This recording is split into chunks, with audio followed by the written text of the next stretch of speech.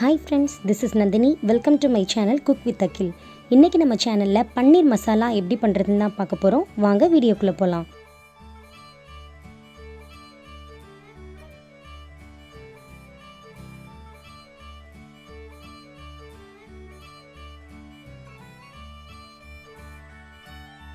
இப்போ பன்னீர் மசாலா பண்றதுக்கு அடுப்புல ஒரு பாத்திரம் வச்சுக்கோங்க. ஸ்டவ் ஆன் பண்ணிட்டு அதுல 1/4 கப் அளவுக்கு எண்ணெய் சேர்த்துக்கோங்க. எண்ணெய் நல்லா சூடானதுக்கு அப்புறமா கட் பண்ணி வச்சிருக்க 3 பெரிய வெங்காயத்தை சேர்த்து நல்லா டீப் ஃப்ரை பண்ணி எடுத்துக்கோங்க.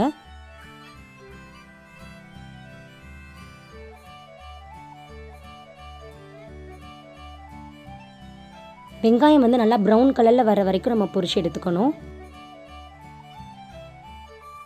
இப்போ வெங்காயம் நல்லா பொரிஞ்சு ப்ரௌன் கலர்ல மாறிடுச்சு. இப்போ இதை நம்ம ஒரு பவுல்ல ட்ரான்ஸ்ஃபர் பண்ணிக்கலாம்.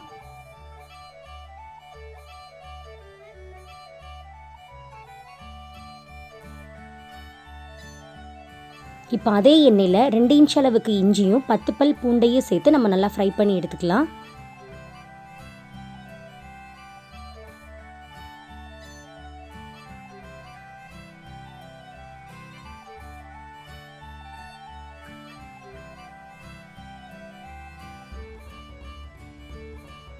இஞ்சியும் பூண்டு நல்லா ஃப்ரை ஆயிடுச்சு. இப்போ இதையும் ஒரு பவுலில் மாற்றிட்டு ஒரு மிக்சர் ஜாரில் போட்டு தண்ணி சேர்க்காம பேஸ்ட்டாக அரைச்சி எடுத்துக்கலாம்.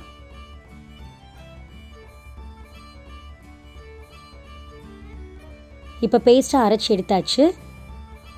இப்போ மீதம் இருக்க அதே எண்ணெயில் ஒரு பட்டை, ஒரு ஏலக்காய், 1/2 டீஸ்பூன் அளவுக்கு சீரகம், 2 பச்சை மிளகாய், 2 டீஸ்பூன் மிளகாய்த்தூள், 1/4 டீஸ்பூன் மஞ்சள் தூள் எல்லாத்தையும் சேர்த்து நல்லா மிக்ஸ் பண்ணி விட்டுறலாம்.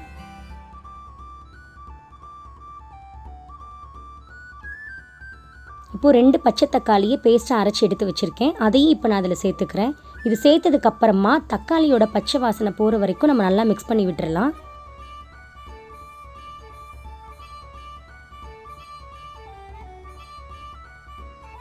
இப்போ இதில் நம்ம அரைச்சி வச்சுருக்க வெங்காயம், இஞ்சி, பூண்டோட விழுதையும் நம்ம சேர்த்து ஒரு 2 செகண்ட் நம்ம நல்லா மிக்ஸ் பண்ணி விட்டுக்கலாம்.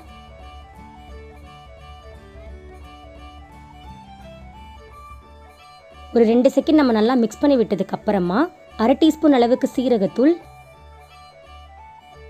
1 டீஸ்பூன் கரம் மசாலா தூள், 1/2 டீஸ்பூன் மல்லித்தூள் எல்லாத்தையும் சேர்த்து அந்த மசாலாவோட கலந்து விட்டுறலாம்.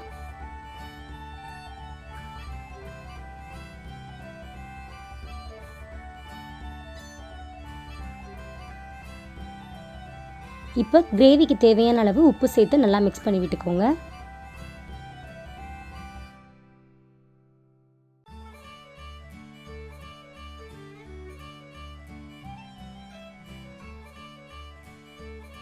இப்போ ஒரு 2 செகண்ட் நல்லா மிக்ஸ் பண்ணி விட்டதுக்கு அப்புறமா நம்ம ஸ்டவ்வை ஆஃப் பண்ணிக்கலாம். ஸ்டவ் ஆஃப் பண்ணதுக்கு அப்புறமா இதில் 2 டேபிள் ஸ்பூன் அளவுக்கு தயிர் சேர்த்து நல்லா மிக்ஸ் பண்ணி விட்டுக்கலாம். ஸ்டவ் ஆன் பண்ணிகிட்டே நம்ம தயிர் சேர்த்தோன்னா தயிர் திரிஞ்சு வந்துடும். அதனால் ஸ்டவ் ஆஃப் பண்ணதுக்கு அப்புறமா தான் நம்ம தயிர் சேர்க்கணும். இப்போ தயிர் சேர்த்ததுக்கு அப்புறமா மசாலா எல்லாத்துக்கூடையும் மிக்ஸ் ஆகிற மாதிரி கிளறி விட்டுக்கலாம். இப்போ ஸ்டவ் ஆன் பண்ணிவிட்டு கிரேவிக்கு தேவையான அளவுக்கு கொஞ்சமாக தண்ணி சேர்த்துக்கலாம்.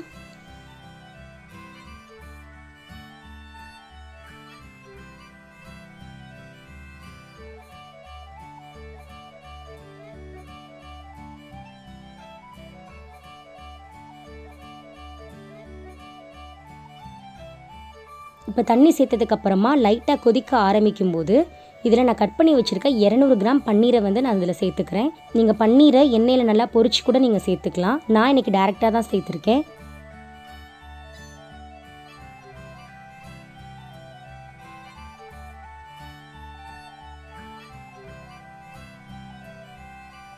இப்போ இதை சேர்த்ததுக்கு அப்புறமா லைட்டாக மசாலா கூட மிக்ஸ் பண்ணி விட்டுக்கோங்க.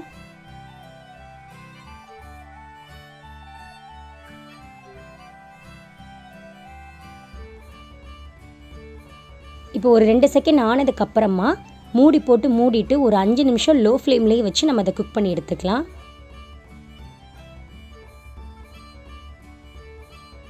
இப்போ 5 நிமிஷம் ஆயிடுச்சு. நம்ம மூடி எடுத்து பார்த்துடலாம்.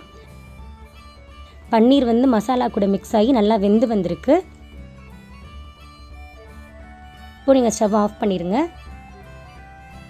அவ்வளோதான், நம்மளோட சுவையான பன்னீர் மசாலா சூப்பராக ரெடி ஆகிடுச்சு. இதை நீங்கள் சாதம், சப்பாத்தி, பூரி, ஃப்ரைட் ரைஸ் எல்லாத்துக்கூடயும் வச்சு சாப்பிட்றதுக்கு ரொம்பவே டேஸ்ட்டாக இருக்கும். இதோட சுவையும் வந்து ரொம்ப வித்தியாசமாக இருக்கும். இதை கண்டிப்பாக ட்ரை பண்ணி பாருங்கள். ட்ரை பண்ணி பார்த்துட்டு எப்படி இருந்துச்சுன்னு எனக்கு மறக்காமல் கமெண்ட்டில் சொல்லுங்கள். உங்களுக்கு இந்த வீடியோ பிடிச்சிருந்தா லைக் பண்ணுங்கள், ஷேர் பண்ணுங்கள், மறக்காமல் சப்ஸ்கிரைப் பண்ணி பக்கத்தில் இருக்க பெல் ஐகானை கிளிக் பண்ணிக்கோங்க. Bye friends.